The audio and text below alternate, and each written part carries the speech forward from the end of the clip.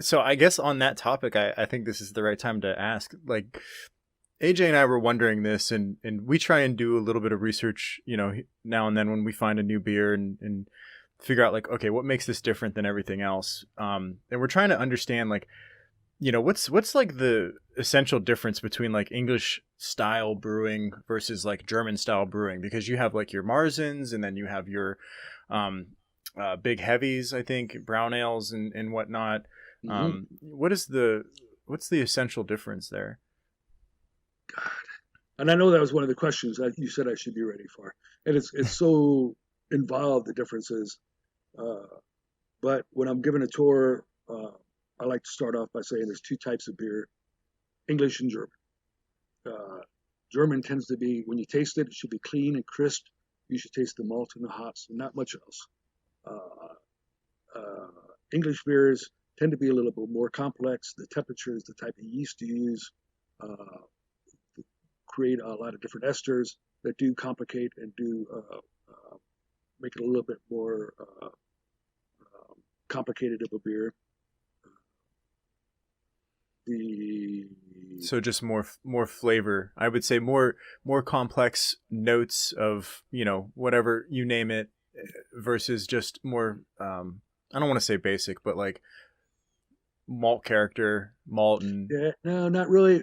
So a pale ale is a obviously an ale or a mild, as is a Weizen, as is a Kolsch, which is a very mild beer. On the other hand, lagers could be a Pilsner or a Helles, as well as a Bock, or another really malty one would be a alt beer. So that it malt characteristics, hop characteristics, although German beers tend to have a German hop characteristic, or English, uh, more fruity on the English side and earthy versus more floral on the German side.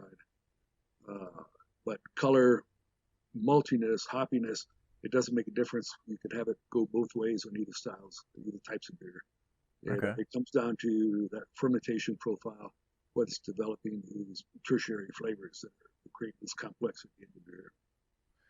Yeah, Wow. I feel like there's like way more questions that like are just over my head right now.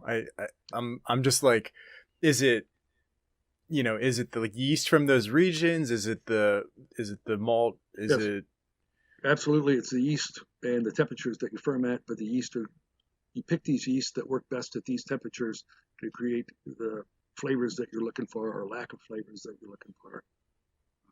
So, nice? Yeah. so there's That's definitely kind a of lager style yeast and there's an ale style yeast. Right.